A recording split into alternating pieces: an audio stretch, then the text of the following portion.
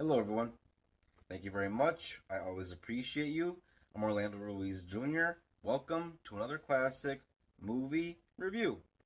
This is my review of a black and white Western classic from 1936 that stars two great screen legends of yesteryear, Gary Cooper, the star of classic films like Sergeant York, High Noon, The Pride of the Yankees, and Jean Arthur, star of classic movies like The Devil and Mrs. Jones, also appears in movies like Shane and Mr. Smith Goes to Washington.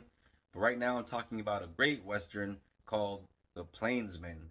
Gary Cooper plays the part of Wild Bill Hickock, and Jean Arthur plays Calamity Jane. You also have actor James Ellison in this movie as Buffalo Bill Cody. You have actor Porter Hall in the role of Jack McCall, and you also see a very brief appearance by George Gabby Hayes and a very small part for a very young Anthony Quinn. At the beginning of the movie, right after the opening titles, the filmmakers let you know that although it's based on true events and all these people were actually around at what point in the Old West, they kind of admit that it's all been kind of condensed for maximum effect and entertainment purposes, which is kind of refreshing to see because most Hollywood movies will just say based on a true story and they just want you to buy all the bullcrap.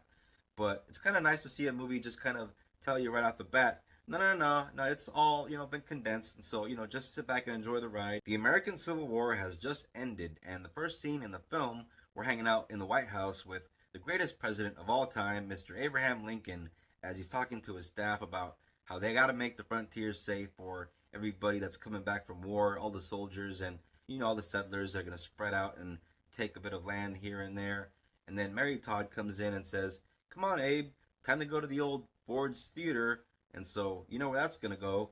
And then they leave the room. Then some numbnuts, some jagoff in the room, has the bright idea to say, "You know what? We got a bunch of rifles laying around. Why don't we just sell rifles to the Indians, $100 a piece for furs and skins, and we can make a profit." And then of course there's gonna be somebody that says, "No, that's stupid," but they don't listen to that person. They listen to the other guy that says, no, it's a good idea. Don't worry, they won't use them against us. From the very first scene that we, the audience, meet Gary Cooper's character, Wild Bill, we can already tell he's going to be a good guy just based on the way he treats this little boy that he just meets for the first time and tries to feed him a bit of his apple that he's peeling and gives him advice about women, even though you can tell he's a bit uncomfortable talking to a little kid about women, but he at least tries. And then he bumps into his old friend, Buffalo Bill Cody. Turns out he's kind of been softened up a bit by his new wife, gives him a hard time, teases him about that a bit. They all board this big boat together, this paddle steamer.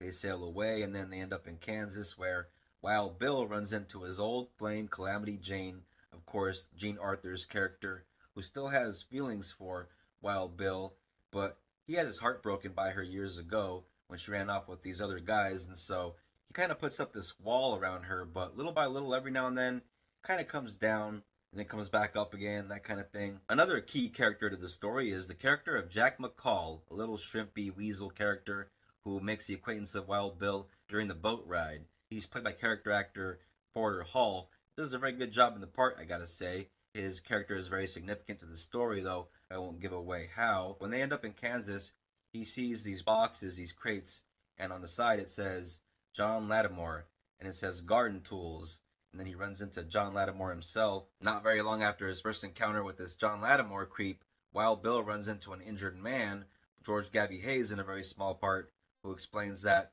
the Indians, the Cheyenne, have rifles and they've been firing on the cavalry.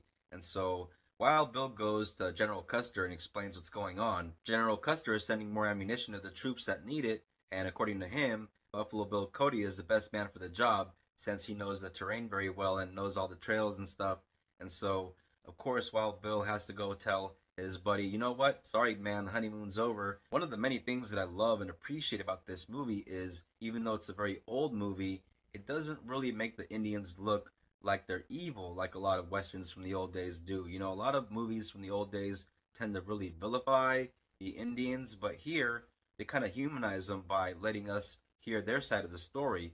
In the scene with Wild Bill and Yellowhand, the leader, he explains how, "You know what, you guys come over here, you steal our land, you kill all our buffalo, you promise us food, and then you lie about it, and so what do you want us to do? We're going to take up these thunder sticks," that's what they call the rifles, "and we're going to use them against you." And so I really like that side of it. At the same time, I also really like how they don't shy away of showing the conflict between the Native Americans and the white men when they do battle. And in the action scenes, there's some pretty good action for a 1936 movie. You can tell that Gary Cooper did some of his own stunts. For me personally, I just really enjoy watching Gary Cooper wielding two guns at the same time. Something about that just makes me very happy. And yeah, he's a total badass in this movie. Jean Arthur gives a great performance. Their chemistry is on point. I love the way they write her character as well. It's very tough for a female character from the 30s. And I think that Hollywood should take notes from this movie in how they write female characters because she's tough, but also a bit vulnerable. I also very much enjoyed the friendship between Wild Bill, Gary Cooper's character, and James Ellison's character, Buffalo Bill Cody. It really reminded me of Val Kilmer and Kurt Russell's friendship in Tombstone with Doc Holliday and Wyatt Earp and all that. And so, yeah, there's a lot to love about this movie. If you're someone that enjoys a good Western and a good story, I highly recommend you check this film out. It's a great time and a great classic film. I give it 4 stars. From 1936, The Plainsman. Although this is a very old film, it is possible to find on streaming, but if you have a hard time with that, look for a hard copy like me, because you know I'm a hard copy kind of guy, and I highly encourage people to get physical media because every now and then you try to watch something on streaming and then that signal messes up or whatever, you know, it kind of messes up the whole experience. And so just to avoid that, I stick with my hard copies. And yeah, I got a copy right here on DVD. You got Gary Cooper right there. You got Jean Arthur right behind him. And yeah, these two have very good chemistry in this film. So much so that I believe they were in another film the same year that this came out. Mr. Deeds Goes to Town, I believe. Another great classic film that eventually I will get to on the channel. But yeah, for now, this is my review of The Plainsman. I do recommend you check it out. Thank you very much for watching this classic movie review. I always appreciate it. If you're into the classics, if you're into movies, if you're into this kind of thing, if you're new to the channel, subscribe. Hit the bell for notifications on more reviews from me coming out very soon. If you're a returning viewer, thank you very much for all your support and all your views. I very much appreciate it. Please don't forget to comment, share, like. It always helps out the channel. And I'll see you guys on the next one. Everybody take care of each other. Till next time, peace out. God bless.